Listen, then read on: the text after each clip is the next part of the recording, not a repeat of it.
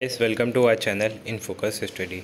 आज हम बीपीएससी 133 के इम्पोर्टेंट क्वेश्चंस करने वाले हैं। ठीक है, सो हम ब्लॉक 1 के यूनिट 1 आज करेंगे। ठीक है, इकाई 1 के जो जो इम्पोर्टेंट क्वेश्चन बन सकते हैं इससे वो हम डिस्कस करेंगे। ठीक है, देखो अगर रीड करने की बात है तो मैं रीड करके सुना दूंगा जिससे आप सो जाओगे, बाकी क्वेश्चंस नहीं होने वाले उससे। ठीक है, ना आपको कुछ समझ में आएगा ना पैटर्न समझ में आएगा, क्वेश्चन किस हिसाब से बनेंगे। ठीक है, सो मैं इस वीडियो में कोशिश यही करूँगा कि आपको क्वेश्चन पर ज़्यादा फोकस करूँ, ना कि ये रीड करने के ऊपर। ठीक है, सो कैसे क्वेश्चंस बनेंगे, हमें उसे उस क्वेश्चन को कैसे करना है, इस वीडियो में वही डिस्कस करने वाले हैं। इस चैप्टर से मतलब इस यूनिट से क्या क्या क्वेश्चन कैसे कैसे बनेंगे वो डिस्कस करेंगे हम।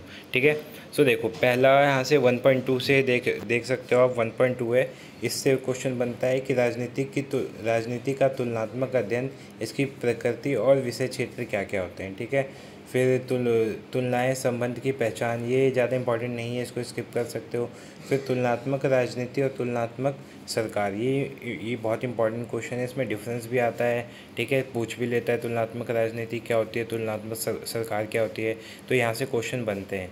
ठीक है, और बाकी इनके ये जो बीच में है ये यहाँ से एक दो क्वेश्चन बन सकते हैं, ज़्यादा चांसेस नहीं है। इंपॉर्टेंट यही था हमारा 1.22 का ये पॉइंट। ठीक है, फिर उसके बाद इंपॉर्टेंट क्वेश्चन एक और बनता है यहाँ से, ये वाला, राजनीतिक का तुलनात्मक अध्ययन की उपयोगिता क्या क्या है। ठीक है, ये उपयोगिता वाले 3 पॉइंट हैं इसके, बाकी 2-3 और पॉइंट है वो मैं आपको वीडियो में बता दूंगा आगे, जो आप डिस्कस मतलब कर सकते हो। ठीक है, कैसे करना है वो क्वेश्चन आंसर मैं अभी आपको दिखा दूंगा कैसे कैसे हैं।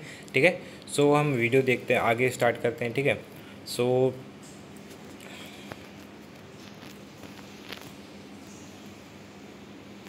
देखो ये वाला टॉपिक तो आप स्किप कर सकते हो।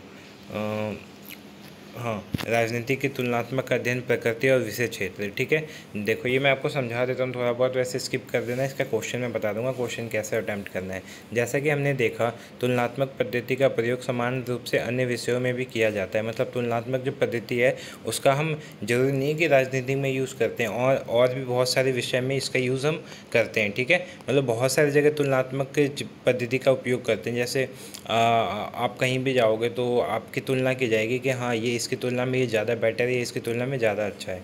ठीक है, तो और तुलनात्मक राजनीति की विशिष्ट विषय वस्तु, भाषा और परिपेक्ष्य वो तत्व हैं जो उस अन्य विषयों से स्पष्ट अलग करते हैं जो तुलनात्मक पद्धति का प्रयोग करते हैं। ऐसी स्थिति में ये प्रश्न पूछा जा सकता है कि क्या तुलनात्मक राजनीति विश्लेषण का एक विशिष्ट क्षेत्र या वह राजनीतिक विज्ञान के विशिष्ट अध्ययन विषय में शामिल किया गया एक उपाध्ययन विषय है। मतलब इसमें ये पूछा है कि क्या एक ये विशिष्ट क्षेत्र है या फिर एक उप विषय है। ठीक है, सो ये इतना इंपॉर्टेंट क्वेश्चन नहीं है, आप इसको स्किप कर सकते हो। मतलब ये वाला टॉपिक नहीं इंपॉर्टेंट है, इसको मैं नहीं बोलूँगा करके जाओ। ठीक है, अगर होगा भी तो इसके लिए अलग से मैं क्वेश्चन अगली वीडियो में मेंशन कर दूंगा। मेन हमारा क्वेश्चन यहाँ से बनता है, ये तुलनात्मक राजनीति और तुलनात्मक सरकार, इसमें क्या डिफरेंस होता है, क्या होता है क्या नहीं होता है। तो मैं आपको इसके क्वेश्चन दिखा देता हूँ एक बार। सो जैसे आप देख सकते हैं, पहला क्वेश्चन ऐसे बनता है, तुलनात्मक सरकार किस प्रकार से तुलनात्मक राजनीतिक से भिन्न है। ठीक है, जो तुलनात्मक सरकार होती है वो तुलनात्मक राजनीति से कैसे अलग है। ठीक है, तो यहाँ पे हम मतलब इसके 2-3 पॉइंट्स हैं वो डिस्कस करने वाले हैं। पहले तुलनात्मक सरकार देखते हैं। जब हम तुलनात्मक सरकार की बात करते हैं तो इससे हमारा अभिप्राय भिन्न भिन्न देशों की संस्थाओं की तुलना करने से। ठीक है, अलग अलग देशों की जो संस्थाएँ होती हैं उनकी तुलना करने से होती है। ठीक है, इसके बाद देखते हैं जैसे संस्थाओं की शक्ति, जो संस्था है उसकी शक्ति क्या है, जैसे हमारे संसद है उसकी शक्ति क्या है, कार्य क्या है, गुण क्या है, दोष क्या है, इनका अध्ययन करने को तुलनात्मक सरकार का अध्ययन कहा जाता है। इसमें गैर संस्थाओं को शामिल नहीं किया जाता, जैसे आईएएस, इन लोगों को नहीं शामिल किया जाता। ठीक है, जो नौकरशाही होते हैं इसमें शामिल नहीं होते हैं। अब तुलनात्मक राजनीति क्या होती है। तुलनात्मक राजनीति की धारणा काफ़ी विस्तृत है, मतलब ये छोटी चीज़ नहीं है। मतलब तुलनात्मक सरकार तो एक लिमिटेड चीज़ हो गई, लेकिन तुलनात्मक जो राजनीति है वो क्या है, बहुत ज़्यादा विस्तृत है, मतलब बहुत ज़्यादा बड़ी है। ठीक है, इसमें विभिन्न समाज, समूह और व्यक्ति का राजनीतिक व्यवहार शामिल होता है। इसमें समाज हो गए, समूह हो गए और व्यक्तियों का क्या होता है, राजनीतिक व्यवहार भी शामिल होता है। इसका संबंध केवल सरकारी संस्थाओं से नहीं, जैसे कि कार्यपालिका, विधानपालिका, न्यायपालिका, इनसे ही नहीं होता है, बल्कि गैर सरकारी संस्थाओं जैसे राजनीतिक दल, दबाव दल क्या होते हैं, जो मतलब जो अभी केंद्र में सरकार है उसके ऊपर दबाव डालती है कोई कार्य करने के लिए। ठीक है, तथा तथा राजनीतिक प्रक्रियाओं, ठीक है, जैसे चुनाव, मतदाता चुनाव सभाएं, भाषा, धर्म, जाति तथा कबीले आदि से भी होता है। ठीक है, तो आप समझ सकते हो तुलनात्मक सरकार क्या होती है, जिससे हमारा मतलब तुलनात्मक सरकार से सिंपल मतलब होता है कि संस्थाओं की शक्ति, गुण, दोष इनका अध्ययन करना तुलनात्मक सरकार का अध्ययन कहा जाता है। लेकिन तुलनात्मक राजनीति क्या होती है, ये देखो, इसमें तुलनात्मक सरकार तो आता है, साथ में क्या आता है, साथ में गैर सरकारी संस्थाएं भी आती हैं, राजनीतिक दल आते हैं, दबाव समूह आते हैं। ठीक है, ये सब चीज़ें भी आती हैं, तो यहाँ पे देख सकते हैं। ठीक है, इसके बाद नेक्स्ट क्वेश्चन है, क्या ये कहना संभव है कि तुलनात्मक राजनीति का संबंध केवल सरकारों के अध्ययन की पद्धति से है? मतलब तुलनात्मक जो राजनीति होती है केवल सरकारों की मतलब जो सरकार के बारे में पढ़ेंगे तो वही कवर करेगा, और भी चीज़ें इसमें आती हैं? तो देखो, इसका आंसर तो होगा नहीं, इसके अंदर बहुत सारी चीज़ें आती हैं। अभी हमने देखा था कि तुलनात्मक राजनीति का मतलब होता है बस विधान पालिका, कार्यपालिका, न्यायपालिका से नहीं होता है, बल्कि गैर सरकारी संस्थाओं से भी होता है। ठीक है, तो देखो, तुलनात्मक राजनीति एक व्यापक अवधारणा है। तुलनात्मक राजनीति केवल सरकारों के अध्ययन तक सीमित नहीं है। तुलनात्मक राजनीति में सरकारी के अतिरिक्त गैर सरकारी सभी प्रकार की राजनीति के बारे में जानने का प्रयास किया जाता है। तुलनात्मक राजनीति अपेक्षाकृत व्यापक अवधारणा है, मतलब बहुत बड़ी अवधारणा है। इसमें राज्य से जुड़ी लगभग प्रत्येक गतिविधि का अध्ययन किया जाता है। राज्य में जो चीज़ें होती हैं, इसमें सभी चीज़ों का क्या किया जाता है, अध्ययन किया जाता है। राजनीति का संबंध केवल औपचारिक संस्थाओं, विधानमंडल, कार्यपालिका और न्यायपालिका से ही नहीं होता, बल्कि अनौपचारिक संस्थाओं जैसे राजनीतिक दल, दबाव समूह, गैर सरकारी समुदाय का भी अध्ययन होता है। ठीक है, ये आपको होप सो क्लियर हो गए होंगे 2 क्वेश्चन। पहला कि इन दोनों में डिफरेंस क्या होता है, दूसरा कि क्या था दूसरा क्वेश्चन, क्या तुलनात्मक राजनीति केवल सरकारों के अध्ययन से रिलेटेड होता है? तो नहीं, ये इनसे अलग भी होता है। ठीक है, उसके बाद क्वेश्चन बनता है, तुलनात्मक राजनीति की प्रकृति, क्षेत्र और विषय क्षेत्र का विकास विभिन्न ऐतिहासिक अवधियों में बदलती हुई सामाजिक राजनीतिक चिंताओं की प्रक्रिया के रूप में क्या हुआ, टिप्पणी करें इस पर। ठीक है, तो ये जो मैंने कट करवाया था उसी का आंसर एक तरह से। ठीक है, तो आप देख सकते हैं तुलनात्मक राजनीति की प्रकृति, स्वरूप। तुलनात्मक राजनीति की प्रकृति के संदर्भ में राजनीतिक विद्वानों में काफ़ी मतभेद है। ठीक है, जो तुलनात्मक राजनीतिक प्रकृति है उसमें जो विद्वान थे, ठीक है, वो उनकी जो सोच थी वो काफ़ी अलग थी। इसकी प्रवृत्ति में 2 दृष्टिकोण पाए जाते हैं, मतलब 2 नज़रिए से देखा जाता है इसको। ठीक है, कौन कौन से हैं वो देखो। पहला तो है तुलनात्मक राजनीति का लंबवात्मक स्वरूप, ठीक है, या फिर प्रकृति। इसमें क्या होता है देखते हैं। ठीक है, इस मत में विश्वास रखने वाले विचारकों के अनुसार तुलनात्मक राजनीति एक ही देश में स्थित विभिन्न स्तरों पर स्थापित सरकारों का विश्लेषण एवं अध्ययन है। इसमें राष्ट्रीय, प्रांतीय, स्थानीय सरकारों की परस्पर तुलना को महत्व दिया जाता है। इस दृष्टिकोण के आलोचकों का मत यह है कि दृष्टिकोण तर्कसंगत नहीं, क्योंकि इसके अंतर्गत राजनीति संस्थाओं के अध्ययन पर ही अधिक बल दिया जाता है। अतः इसके आधार पर राजनीतिक व्यवहार की जटिलताओं को नहीं समझा जा सकता। देखो, इसको समझते हैं अब। ठीक है, इसमें ये बोला गया है कि इस मत में विश्वास रखने वाले विचारकों के अनुसार तुलनात्मक राजनीति एक देश में स्थित, मतलब इसमें ना एक देश में स्थित विभिन्न सरकारों का अध्ययन किया जाता है। जैसे भारत में कैसी सरकार है, भारत में केंद्र में एक सरकार है, राज्य में सरकार है। तो हम यहाँ पे जितने भी स्तर की सरकारें हैं ना, भारत की सरकारों का अध्ययन करेंगे बस। ठीक है, राष्ट्रीय, प्रांतीय, स्थानीय सरकारों को ही महत्व दिया जाता है, बाकी बाहर के सरकार को महत्व नहीं दिया जाता। ठीक है, जो कि तर्कसंगत नहीं है, जो कि सही नहीं है, क्योंकि इसके अंतर्गत सामाजिक संस्थाओं के अध्ययन पर ही अधिक बल दिया जाता है। उसके अलावा जो मतलब सरकारी संस्थाओं पे ज़्यादा बल दिया जाता है, गैर सरकारी संस्थाओं पे बल नहीं दिया जाता। ठीक है, तो इसकी वजह से हम जो राजनीति व्यवहार की जटिलता होती है, जो कठोरता होती है, उसको समझना क्या होता है, मुश्किल हो जाता है। ठीक है, दूसरा पॉइंट क्या था, तुलनात्मक राजनीति की क्षैतिज प्रकृति। ठीक है, मतलब हॉरिजॉन्टल नेचर।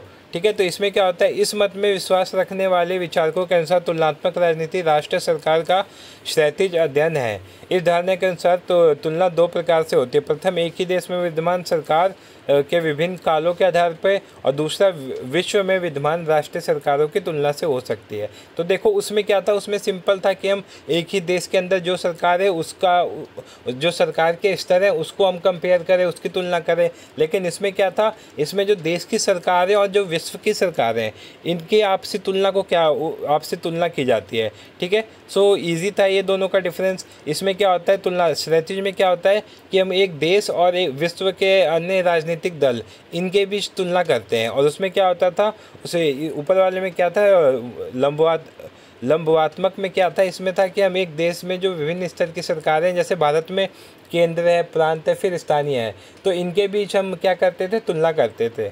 होप सो आपको ये क्लियर हो गया होगा दोनों के बीच का डिफरेंस। अब तुलनात्मक राजनीति का विषय क्षेत्र क्या क्या है, ठीक है, तो देखते हैं हम इसको आगे। तुलनात्मक राजनीति के विषय क्षेत्र की सीमांकन अब तक नहीं हो सका है, मतलब इसका कोई भी एक देखो राजनीति का ना, तुलनात्मक राजनीति का एक प्रॉपर विषय नहीं पता चला है अभी भी कि मतलब कि इसका क्या विषय है, किस विषय में है। इसमें बहुत सारी चीज़ें जो अभी हमने देखी हैं, जो हम नहीं देखी आगे देखेंगे। ठीक है, तो देखो तुलनात्मक राजनीतिक क्षेत्र का सीमांकन अभी तक नहीं हो सका है।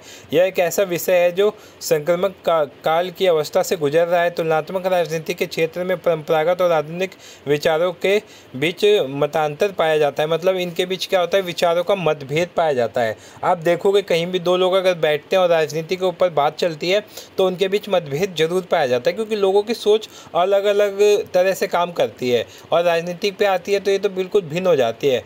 दो लोग आपको सेम सोच वाले मिल जाएंगे, लेकिन तीसरा लोग जो आएगा उसकी सोच अलग होगी, वो किसी और पार्टी को, किसी और राजनीतिक तरह को सपोर्ट करेगा वो। ठीक है, अब अगला देखते हैं हम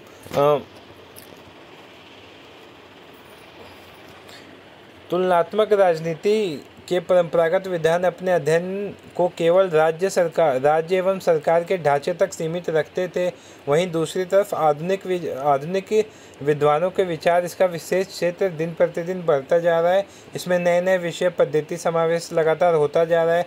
जीन ब्लॉन्डेन ने इस मतभेद के दो रूपों में व्यक्त किया है। ठीक है, सो देखो सिंपल सी बात है, जो पुराने ज़माने के मतलब विद्वान थे उनका क्या मानना था, उनका मानना था कि तुलनात्मक राजनीति बस सीमित होनी चाहिए, केवल राज्य और सरकार के बीच सीमित होनी चाहिए। लेकिन जो आधुनिक विद्वान है उनका क्या मानना था कि नहीं, ये राज्य और सरकार के बीच ही ना रहकर अन्य चीज़ों में भी जानी चाहिए। ठीक है, अन्य क्षेत्रों में भी इसको लेके जाना चाहिए। ठीक है, ऐसी जिम ब्लॉन्डेल थे, उन्होंने दो चीज़ें व्यक्त की थी। पहला उन्होंने ये बोला था कि सीमा संबंधी विवाद, दूसरा क्या बोला था, मानक एवं व्यवहार संबंधी विवाद। ये दो मतभेद बताए थे इन्होंने। अब सीमा संबंधी विवाद क्या थे, देखो इसमें हम देख लेते हैं। इस संदर्भ में परंपरावादी राजनीतिक वैज्ञानिकों ने कानूनी दृष्टिकोण का समर्थन करते हुए इस बात पे बल दिया है कि तुलनात्मक राजनीति के अंतर्गत केवल संविधान द्वारा स्थापित संस्थाओं एवं संविधान द्वारा निर्धारित राजनीतिक व्यवहार का ही अध्ययन किया जाना चाहिए। ठीक है, सो इसमें क्या बोला है, देखो सिंपल यहाँ से यहाँ तक आप एक बार देख लो। इसमें ये बोला है कि हमें उसी चीज़ का अध्ययन करना चाहिए जो हमारे संविधान ने निर्धारित किया है। ठीक है, जो हमारे संविधान ने बनाया है जिस क्षेत्र को, ठीक है, जिस राजनीतिक दल या राजनीतिक व्यवहार को हमारे संविधान ने बनाया है उसी की हमें स्टडी करनी चाहिए, उसी के बारे में हमें पढ़ना चाहिए। ठीक है, इसके विपरीत व्यवहारवादी दृष्टिकोण के समर्थक राजनीति के व्यवहारिक पक्ष को ही प्रमुख मानते थे। कहते थे कि तुलनात्मक राजनीति का लक्ष्य सरकारी और गैर सरकारी संस्थाओं के राजनीतिक व्यवहार के आधार पर निष्कर्ष निकालना है। देखो एक तरफ तो लोग बोलते थे कि हमें संविधान के अनुसार कार्य करना चाहिए, और एक तरफ लोग बोलते थे उसके साथ साथ मतलब संविधान के साथ साथ गैर सरकारी संस्थाओं के राजनीतिक व्यवहार पर भी हमें काम करना चाहिए, क्योंकि अगर राजनीतिक में कुछ लोग गलत काम कर रहे हैं तो उसको गैर राजनीतिक व्यवहार वाले लोग उसको सुधार सकते हैं। ठीक है, सो ये पॉइंट था इसका। ठीक है, होप सो ये पॉइंट क्लियर हो गया होगा। अगला पॉइंट आता है हमारा इसी में जो है मानक एवं सीमा संबंधी विवाद। ठीक है, पहला पॉइंट क्या था, सीमा संबंधी विवाद, दूसरा है मानक एवं सीमा संबंधी विवाद।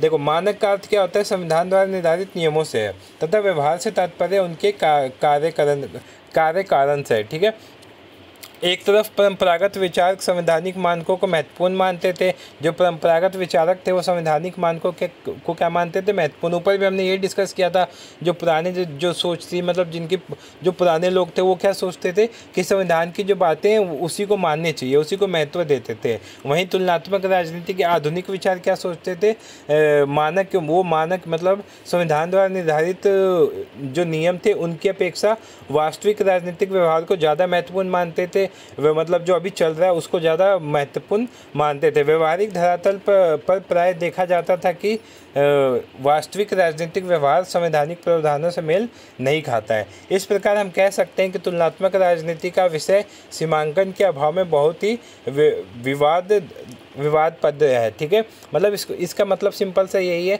कि हम राजनीतिक जो विषय क्षेत्र है उसको सीमांकन नहीं कर सकते हैं, उसको हम एक प्रॉपर चीज़ में हम उसको जस्टिफाई नहीं कर सकते हैं। हम बोल नहीं सकते कि हाँ इसकी सीमा यहाँ से यहाँ तक है। ठीक है, तो इसमें यही पॉइंट है। आप एक बार इसको देख लेना। ठीक है, बाकी कुछ नहीं था, जो समझाने वाला था मैंने समझा दिया।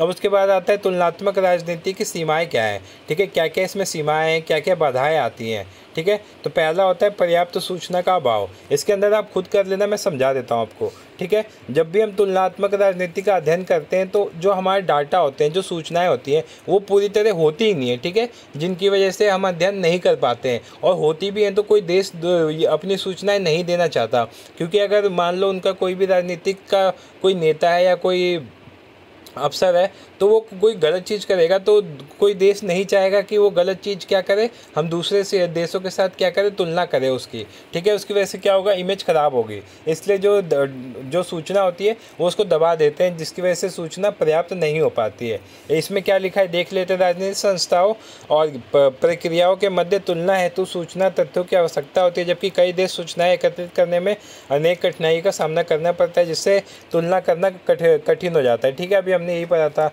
यद्यपि उदारवादी लोकतांत्रिक देश अमेरिका, ब्रिटेन में चीन, क्यूबा, उत्तरी कोरिया जैसे देशों की अपेक्षा सूचनाओं की उपलब्धता सरल है। देखो यहाँ से ब्रिटेन, अमेरिका, यहाँ से सूचनाएं मिल जाएंगी, लेकिन चाइना, क्यूबा और उत्तरी कोरिया, नॉर्थ कोरिया में तो आदमी जाके वापस नहीं आता है, तो वहाँ सूचना तो आप भूल ही जाओ कि वो अपनी सूचना देंगे। चाइना का भी यही कुछ हाल है। ठीक है, क्यूबा, ऐसे बहुत सारे देश हैं जहाँ पे लोकतंत्र नहीं है, तो वो लोग अपनी सूचना तो वैसे ही नहीं देने वाले। ठीक है, तो पहला पॉइंट इसका क्या होगा, जो सूचना है वो पर्याप्त होती ही नहीं है जिससे हम कंपेयर तुलना कर सके।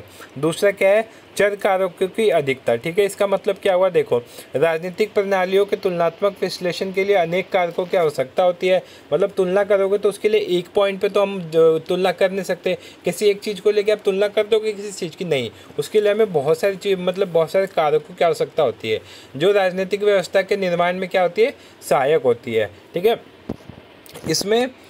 इसमें आर्थिक, भौगोलिक एवं ऐतिहासिक कारक प्रमुख है। इसमें 3 कारक प्रमुख है, कौन कौन से, आर्थिक, भौगोलिक और ऐतिहासिक। ठीक है, राजनीतिक क्रिया एवं प्रक्रिया में सैकड़ों मतदाताओं, प्रशासकों एवं नेताओं का सक्रिय योगदान रहता है। इन तीनों लोगों का क्या रहता है, मतलब मतदाताओं का, प्रशासकों का और नेताओं का क्या होता है, सक्रिय योगदान होता है। कई बार सामाजिक एवं आर्थिक कारक सांस्कृतिक कारकों में घुल मिल जाते हैं, जो सामान्य निष्कर्ष तक पहुंचाना कठिन हो जाता है। ठीक है, क्या क्या होता है, कभी कभी ऐसा होता है कि कई बार सामाजिक और आर्थिक कारक क्या होते हैं, सांस्कृतिक कारक में मिल जाते हैं। ठीक है, तो इसकी वजह से जो ये डाटा होता है इसको कलेक्ट करना क्या हो जाता है, मुश्किल हो जाता है।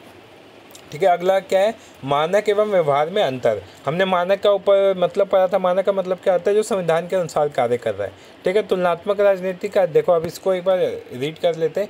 तुलनात्मक राजनीति का अध्ययन अत्यधिक कठिन इसलिए भी होता है क्योंकि इसका सरोकार मानक एवं व्यवहार दोनों से होता है। मतलब इसको हम जब कंपेयर करते हैं, तुलना करते हैं, तो संविधान के अनुसार भी करते हैं और व्यवहार के अनुसार भी करते हैं। तो कई बार ऐसा होता है कि मतलब राजनीति का जो होता है, तुलनात्मक राजनीति का जो वो होता है, मतलब व्यवहार होता है वो अलग हो जाता है, और जो मानक होता है वो अलग हो जाता है। इसकी वजह से इनमें तुलना करना क्या हो जाता है, बहुत ज़्यादा कठिन हो जाता है। तो ये होप सो आपको तीनों पॉइंट क्लियर हो गए होंगे। ठीक है, देख लो एक बार तीनों पॉइंट। पर्याप्त सूचना का अभाव होता है, दूसरा पॉइंट चर कारकों की अधिकता होती है, और तीसरा पॉइंट मानक और व्यवहार में अंतर होता है। ठीक है, निष्कर्ष क्या निकला यहाँ से आप पढ़ सकते हो इसको।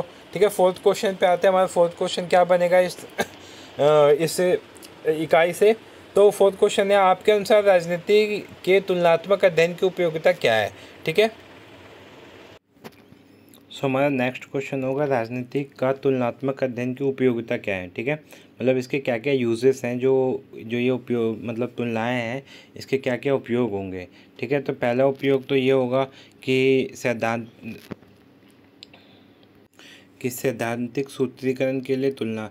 ठीक है, पहला ये पॉइंट लिख सकते हो आप, सैद्धांतिक सूत्रीकरण के लिए तुलना होता है। दूसरा, वैज्ञानिक कठोरता के लिए तुलनाएं होती हैं। तीसरा क्या पॉइंट लिख सकते हो आप, संबंधों की व्याख्या की ओर ले जाए। ठीक है, तुलना करने का मतलब क्या होता है कि हम उसमें संबंध बताते हैं, क्या क्या रिलेशन है इन चीज़ों में, तुलना करके यही तो बताते हैं हम कि क्या संबंध है। ठीक है, तो ये हो गया। फिर कठोरता, वैज्ञानिक कठोरता की ओर ले जाए, मतलब तुलना करने से हमें ये नहीं कि हम कुछ भी चीज़ ऐसी तुलना कर दे रहे हैं, हम उसका साइंटिफिक कंपैरिजन कर रहे हैं। ठीक है, जिससे हमें एक तरह से प्रूफ दिया जा सके। ठीक है, और ये पहला क्या है, सैद्धांतिक सूत्रीकरण के लिए तुलना। ठीक है सर, तो ये 3 पॉइंट हैं, तीनों पॉइंट आपको कर लेना है। इसके अलावा भी पॉइंट्स है, वो मैं आपको दिखा देता हूँ कौन कौन से पॉइंट्स हैं जो आप कर सकते हो। सो ये ऐसा क्वेश्चन भी बन सकता है, तो देख लेना आप। क्वेश्चन क्या बनेगा, आपके अनुसार राजनीतिक तुलनात्मक अध्ययन की उपयोगिता क्या है, ऐसा क्वेश्चन बनेगा पेपर में। ठीक है, सो पहला क्या है, मूल्य मुक्त अध्ययन। हम जो अध्ययन करेंगे वो मूल्य मुक्त होना चाहिए। ठीक है, इससे हमें तुलना से यही मिलता है कि मूल्य मुक्त देखो, जैसे तुलनात्मक सरकार के विद्वान अपना अध्ययन कुछ मूल्यों को ध्यान में रख के करते हैं, परंतु तुलनात्मक राजनीति के विद्वान मूल्य मुक्त अध्ययन पर बल देते हैं। तो इसका पहला पॉइंट यही है कि मूल्य मुक्त अध्ययन करते हैं हम इसके अंदर। ठीक है, तो राजनीतिक के तुलनात्मक अध्ययन में क्या होता है, मूल्य मुक्त अध्ययन होता है। दूसरा क्या है, दूसरा पॉइंट देखते हैं, राजनीति का अध्ययन राजनीतिक व्यवस्था के रूप में होता है। ठीक है, तुलनात्मक राजनीति के अध्ययन करने वाले विद्वानों ने राजनीतिक अध्ययन करने के लिए राजनीतिक व्यवस्था की धारणा का प्रयोग किया। ठीक है, वो राजनीतिक के पॉइंट ऑफ व्यू से सारी चीज़ें देखते थे। ये राजनीतिक प्रणालियों के तुलनात्मक अध्ययन कार्य एवं प्रक्रियाओं के अध्ययन के लिए लाभदायक यंत्र के रूप में प्रयोग किया जाता है। ठीक है, तीसरा पॉइंट क्या है, अंतर अनुशासन दृष्टिकोण।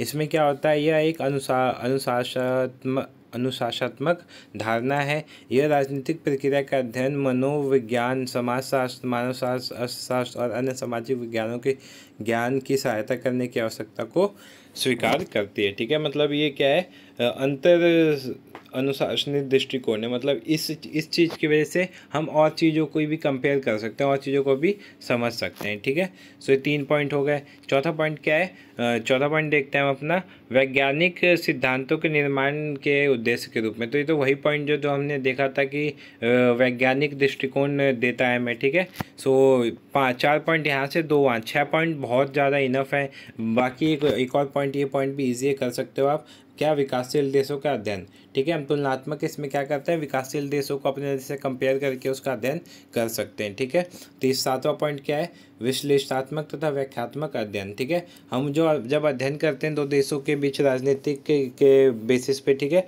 तो हम उसका क्या करते हैं, विश्लेषणात्मक और व्याख्यात्मक क्या करते हैं, अध्ययन करते हैं। तो ये भी क्या है, एक तरह से उपयोगिता ही होती है इसकी। ठीक है, सो 8वां पॉइंट देखते हैं, सूचनात्मक एवं कार्यात्मक दृष्टिकोण। आधुनिक, देखो ये पॉइंट उतना इंपॉर्टेंट नहीं है, लेकिन आप कर सकते हो। मे बी अगर कोई पॉइंट भूल जाओ तो आप ये पॉइंट लिख देना उस पेपर में। ठीक है, देखो पॉइंट्स याद रहेंगे तो उसके अंदर आप कुछ भी एक्सप्लेन कर सकते हो, इतना तो होता है आप में। ठीक है, लेकिन पॉइंट्स याद नहीं होंगे तो अंदर का वैसे भी नहीं याद होने वाला। तो कोशिश करिए इन पॉइंट्स को क्वेश्चन के साथ साथ लिखते जाओ, ताकि आपके सारे आंसर्स क्लियर रहे। ठीक है, अब नेक्स्ट क्वेश्चन आता है, इसमें लास्ट होगा। ठीक है, इसके बाद अगली वीडियो में इस चैप्टर के जो बच्चे कुछ क्वेश्चन होंगे वो ले आऊँगा। ठीक है, सो देखो 20वीं सदी में तुलनात्मक राजनीति के विकास की रूपरेखा प्रस्तुत करें, और इसमें स्पष्ट क्या क्या करना है, इसमें 3 क्वेश्चन बन जाएंगे।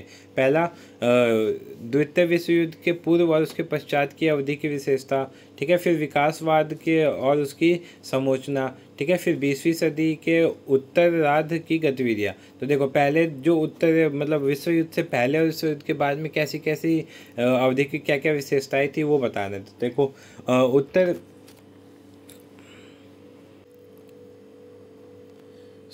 द्वितीय युद्ध से पहले क्या स्थिति थी, ठीक है, वो देखते हैं हम पहले। तो इसमें द्वितीय युद्ध से पहले स्थिति क्या थी इनकी, देखो द्वितीय युद्ध से पहले तुलनात्मक अध्ययन में उदारवाद का क्या था, बोलबाला था। जो तुलनात्मक अध्ययन था उसमें किसका बोलबाला था? उदारवाद का था। ठीक है, एशिया, अफ्रीका तथा लैटिन अमेरिका उपनिवेशवाद के क्या थे? शिकार थे। उपनिवेशवाद क्या होता है? जब एक देश दूसरे देश पे क्या कर लेता है? कब्जा कर लेता है। ऐसे भारत किसका उपनिवेशक था?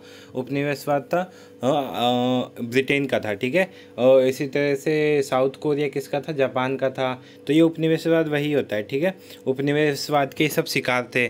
ठीक है, इस काल में तुलनात्मक अध्ययन मुख्यतः राजनीतिक संस्थाओं का, देखो एक बार हटा देता हूँ। हाँ, इस काल में तुलनात्मक अध्ययन में मुख्यतः राजनीतिक संस्थाओं का तुलनात्मक अध्ययन, शक्तियों का बंटवारा आदि का विस्तृत वर्णन किया गया। ठीक है, इस काल में बस इन्हीं चीज़ों का क्या किया गया था? वर्णन किया गया था। ठीक है, यूरोपीय देश जैसे फ्रांस, ब्रिटेन, जर्मनी देशों और जैसे देशों की संस्थाओं सरकारी तथा शासन के प्रकारों का अध्ययन किया। ठीक है, इन्होंने तो किया लेकिन ऊपर वाले देशों ने नहीं किया। क्यों? क्योंकि यहाँ पे कि दूसरे देशों का कब्जा था, तो ये अपने से जो देश कब्जा कर रहा है तो अपनी सरकार की गलती तो नहीं दिखाएगा वहाँ पे। ठीक है, सो इसलिए इसको हम क्या मानते हैं? तुलनात्मक अध्ययन नहीं मानते हैं। क्यों? क्योंकि इसमें बहुत सारे देशों ने तो भाग ही नहीं लिया, बहुत सारे देशों ने क्या किया? अपना सूचना ही नहीं दी, तो इसको क्या माना जाता है? तुलनात्मक अध्ययन नहीं माना जाता है। द्वितीय युद्ध से पहले के जो वो थे अध्ययन थे उसको तुलनात्मक नहीं माना जाता। अब द्वितीय युद्ध के बाद क्या हुआ? देखो,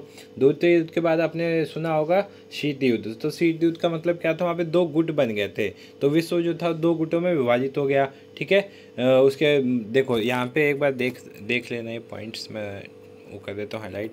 हाँ देखो, द्वितीय युद्ध के बाद कई महत्वपूर्ण घटनाएं घटी।